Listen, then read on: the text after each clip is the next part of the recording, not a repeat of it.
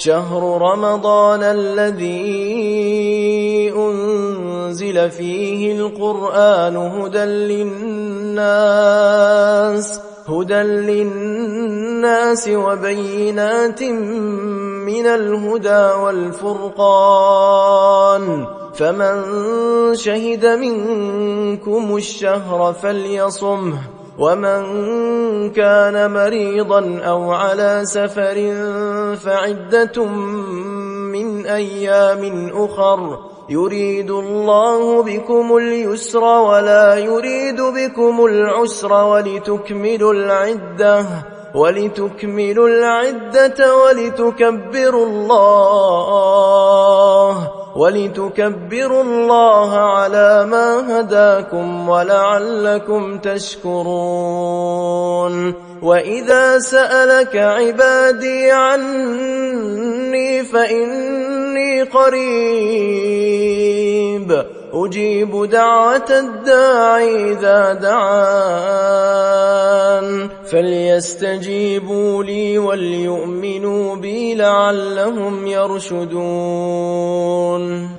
أحل لكم ليلة الصيام الرفث إلى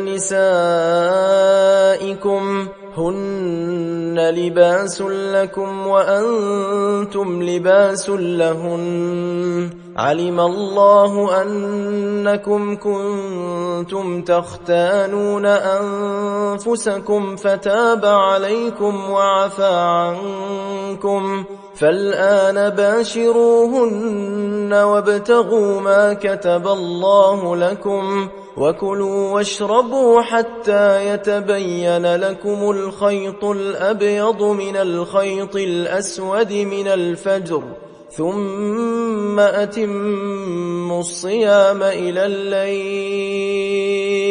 ولا تباشروهن وأنتم عاكفون في المساجد، تلك حدود الله فلا تقربوها، كذلك يبين الله آياته للناس لعلهم يتقون.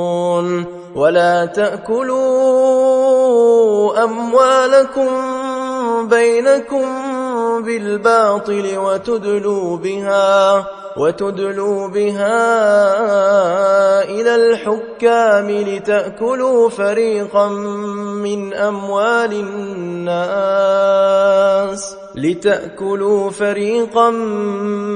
أموال الناس بالإثم وأنتم تعلمون. يسألونك عن الأهلة قل هي مواقيت للناس والحج، وليس البر بأن تأتوا البيوت من ظهورها ولكن البر من اتقى، وأتوا البيوت من أبوابها واتقوا الله لعلكم تفلحون. وقاتلوا في سبيل الله الذين يقاتلونكم ولا تعتدوا إن الله لا يحب المعتدين. واقتلوهم حيث ثقفتموهم وأخرجوهم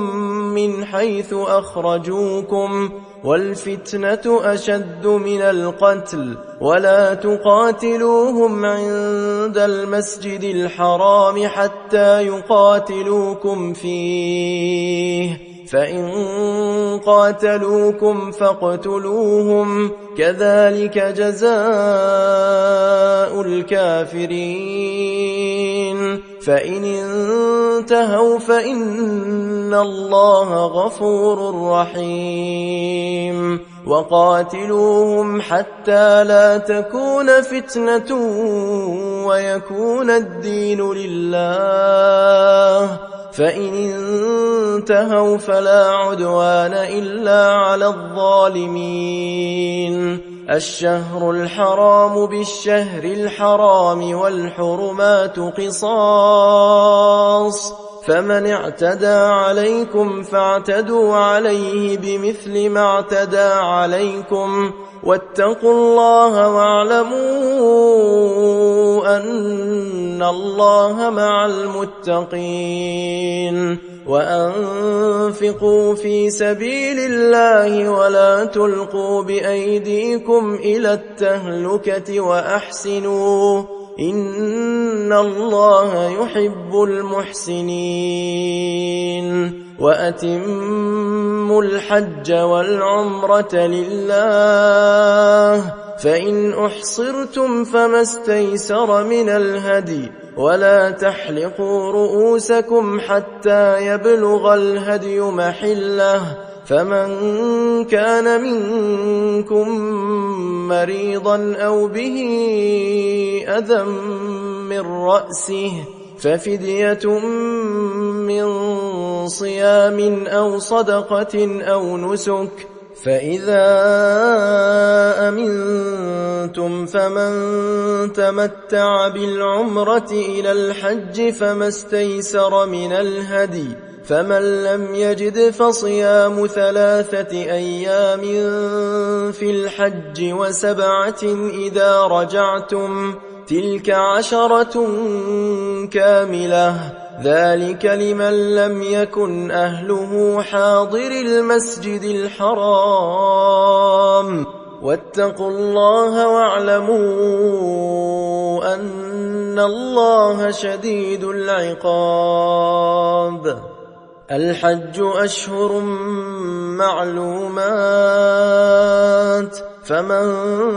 فرض فيهن الحج فلا رفث ولا فسوق ولا جدال في الحج وما تفعلوا من خير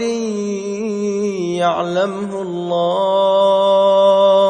وتزودوا فإن خير الزاد التقوى واتقون يا أولي الألباب ليس عليكم جناح أن تبتغوا فضلا من ربكم فإذا أفضتم من عرفات فاذكروا الله عند المشعر الحرام واذكروه كما هداكم وإن كنتم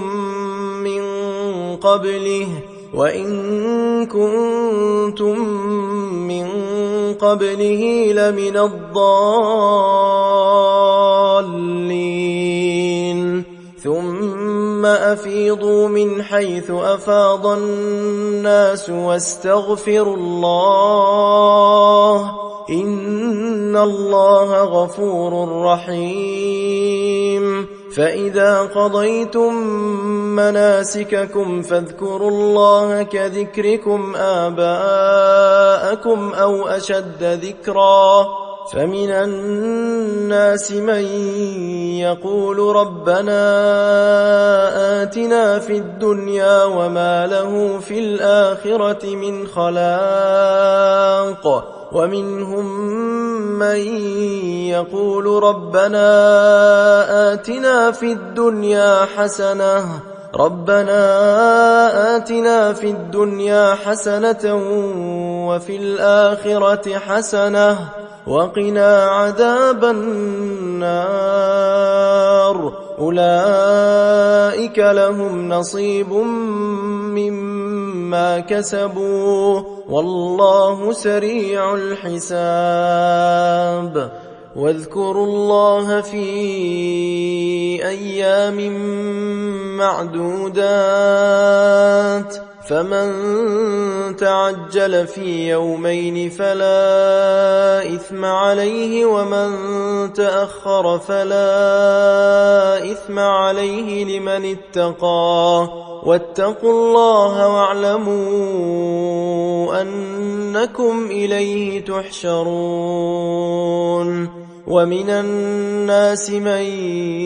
يعجبك قوله في الحياة الدنيا ويشهد الله على ما في قلبه وهو ألد الخصام وإذا تولى سعى في الأرض ليفسد فيها ويهلك الحرث والنسل والله لا يحب الفساد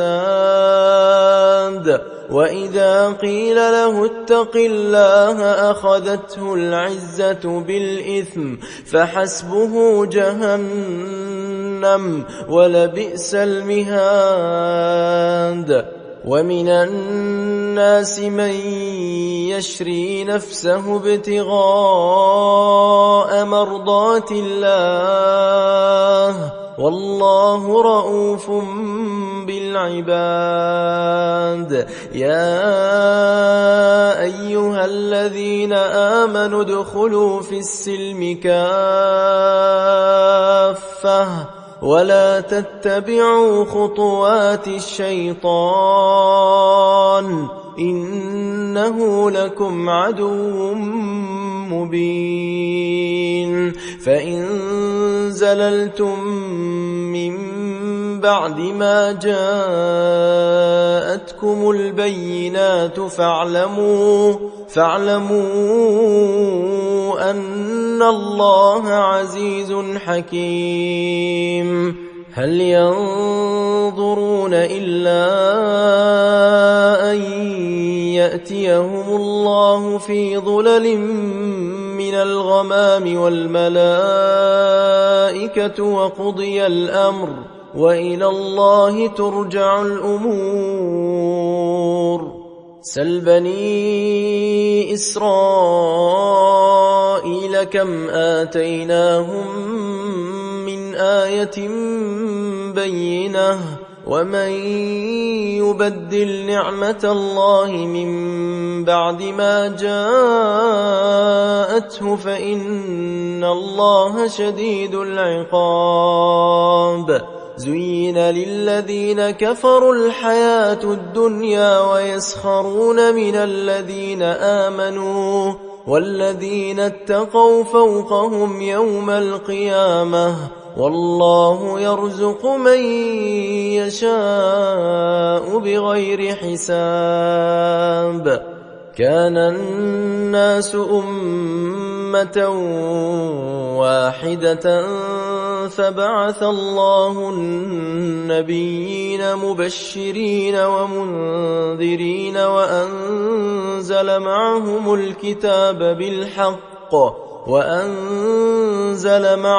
الكتاب بالحق ليحكم بين الناس فيما اختلفوا فيه وما اختلف فيه إلا الذين أوتوه من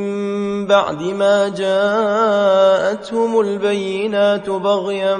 بينهم فهدى الله الذين آمنوا لما اختلفوا فيه من الحق بإذنه والله يهدي من يشاء إلى صراط مستقيم أم حسبتم أن تدخلوا الجنة ولما يأتكم مثل الذين خلوا من قبلكم مستهم البأساء والضراء وزلزلوا حتى يقول الرسول والذين آمنوا معه متى نصر الله ألا إن نصر الله قريب يسألونك ماذا ينفقون قل ما أنفقتم من خير فللوالدين والأقربين واليتامى والمساكين وابن السبيل وما تفعلوا من خير فإن الله به عليم